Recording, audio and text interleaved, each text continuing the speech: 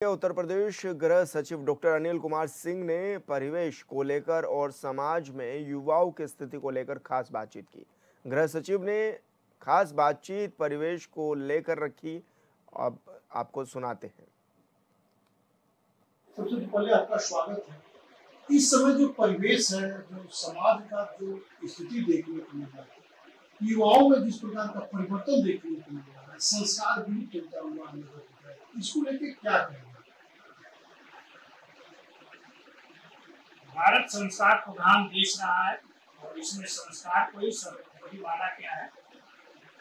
और इंग्लिश में भी ये बात कही गई है, character lost is everything lost. चरित्र की प्रधानता पूरे विश्व में है, जो कि भारत के अन्य देशों में किया गया है। भारत संस्कृति आदर्श का मूल तो भारत ही है और जो सबसे प्राचीन ग्रंथ है वो ऋग्वेद ही है, जिससे मार्गदर्शन भारत को मिला, भारत से पूरे विश्व को मिला है। उसमें चरित्र को सर्वाधिक प्रधानता दी है। आचारम पुनाति विश्वम, आचार जो है वही सबको पूरे विश्व को पवित्र करता है। आचार नहीं है, सदाचार नहीं है तो सारी क्रियाएं दुरुस्त हो जाती है। इसलिए भारत में युवा वर्ग में सदाचार का, आचार का बहुत महत्व दिया गया है। इसका सभी को चलना चाहिए। प्राचीन भारत में भी पहली अवस्था थी 25 वर्ष तक, उसको ब्रह्मचर्य आश्रम कहा जाता था, जिसमें ब्रह्मचारी होकर समस्त इंद्रियों पर नियंत्रण करके पूरे संयमित जीवन जीते हुए विद्या ग्रहण करना होता था तथा समस्त समाज का कल्याण, आत्म कल्याण और परम पिता परमात्मा से युक्त हो करके सभी कल्याणकारी कार्य संपन्न करना होता था। इनसे भारत को अपनी महिमा में इतिहास को दृष्टि करते हुए युवा वर्ग को चलते हुए अपने संपूर्ण चरित्र को अधिक से अधिक उन्नत बनाते हुए आत्मोन्नयन, समाज कल्याण, राष्ट्र कल्याण और पूरे विश्व के कल्याण में ध्यान देना चाहिए।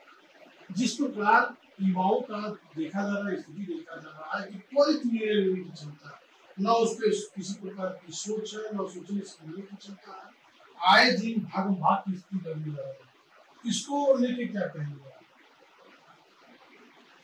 देखिए, युवा वर्ग को शिक्षित करने का दायित्व समाज को ही है। शिक्षा हमारी इस तरह से हो कि बच्चों को शुरू से ही संस्कार मिले और परिवार बच्चों पर विशेष रूप से ध्यान दे, उनके चरित्र पर विशेष ध्यान दे। यदि शुरू से उन पर ध्यान दिया गया है, इसका ख्याल रखा जाएगा तो हमारे युवा वर्ग अवश्य संस्कारी होंगे और हमारी परंपरा भी रही है। बच्चों को सर्वाधिक प्राथमिकता दी जाती है। हमारे समाज में सभी लोग बच्चों पर ध्यान देते हैं, तो हमें अपनी संस्कृति के अनुरूप बच्चों का पालन पोषण करना चाहिए, उनको सही शिक्षा देनी चाहिए। हमारे लिए प्राचीन धर्म, न्याय, सामाजिक कल्याण जो बातें हैं, सामूहिक कल्याण की बातें हैं, उनको बताना चाहिए और इस तरह से पूरे समाज को अपना कर्तव्य निर्वहन करते हुए एक सुसंस्कृत युवा वर्ग तैयार करना ग्रंथ है, जिसके आदर्श चल करके संपूर्ण विश्व का कल्याण हो सकता है। उसमें ये बताया गया है कि हम सर्वप्रथम अपने को आत्मा समझें और ये आत्मा अजर अमर अविनाशी है।